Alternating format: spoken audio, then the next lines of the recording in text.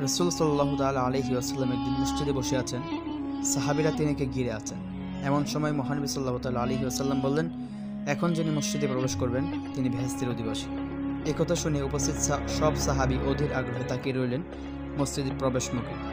সবার মধ্যে জল্পনা কল্পনা চলছে, হয়তো হযরত আবু বকর রাদিয়াল্লাহু তাআলা আনহু বা হযরত ওমর রাদিয়াল্লাহু তাআলা আনহু বা অথবা এমন কেউ আসছেন যাদের বেহেশতের সুসংবাদ আল্লাহ পাক ঘোষণা করেছেন। সবাইকে অবাক করে দিয়ে মসজিদে প্রবেশ করলেন একজন সাধারণ আনসার সাহাবী। এমনকি তার নাম পরিচয় পর্যন্ত জানা ছিল না অধিকাংশের। এর পরের দিন সাহাবীরা মসজিদে বসে আছেন নবীজি সাল্লাল্লাহু তাআলা আলাইহি ওয়াসাল্লামকে ঘিরে। নবীজি সাল্লাল্লাহু তাআলা আলাইহি ওয়াসাল্লাম আবার বললেন, এখন যিনি মসজিদে প্রবেশ করবেন তিনি বেহেশতের অধিবাসী। সেদিনও মসজিদে প্রবেশ করলেন সেই সাহাবী। তৃতীয় দিন নবীজি সাল্লাল্লাহু তাআলা আলাইহি ওয়াসাল্লাম সাহাবীদের লক্ষ্য করে আবার ঘোষণা করলেন, এখন যিনি মসজিদে প্রবেশ করবেন তিনি বেহেশতের অধিবাসী। এবং সাহাবীরা দেখলেন সেই অতি সাধারণ সাহাবী মসজিদে প্রবেশ করলেন। পরপর 3 দিন এই ঘটনা ঘটার পর সাহাবীদের মধ্যে কৌতূহল হলো সেই সাধারণ সাহাবী সম্পর্কে জানার জন্য। তিনি কেন অন্যদের চেয়ে আলাদা তা জানতে হবে। বিখ্যাত সাহাবী হযরত আব্দুল্লাহ ইবনে আমর আল আস রাদিয়াল্লাহু তাআলা আনহু ভাবলেন, এই সাহাবীর বিশেষত্ব কী তা জানতে হলে তাকে নিবিড়ভাবে পর্যবেক্ষণ করতে হবে।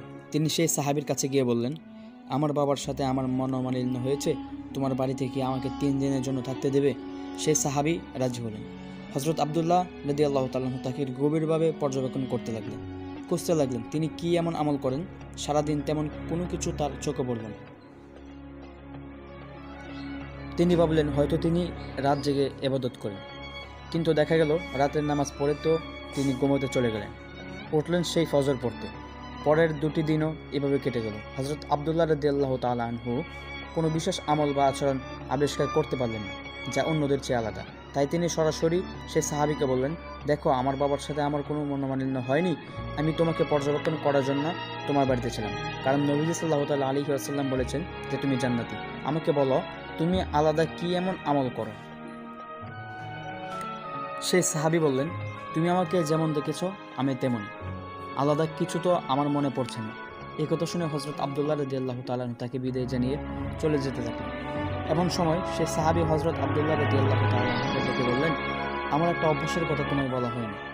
রোজ রাতে ঘুমোতে যাবার আগে আমি তাদেরকে ক্ষমা করে দিই যারা আমাকে কষ্ট দিয়েছে বা আমার প্রতি অন্যায় করেছে। তাদের প্রতি আমার কোনো ক্ষোভ আমার অন্তরে আমি পুষে রাখি না।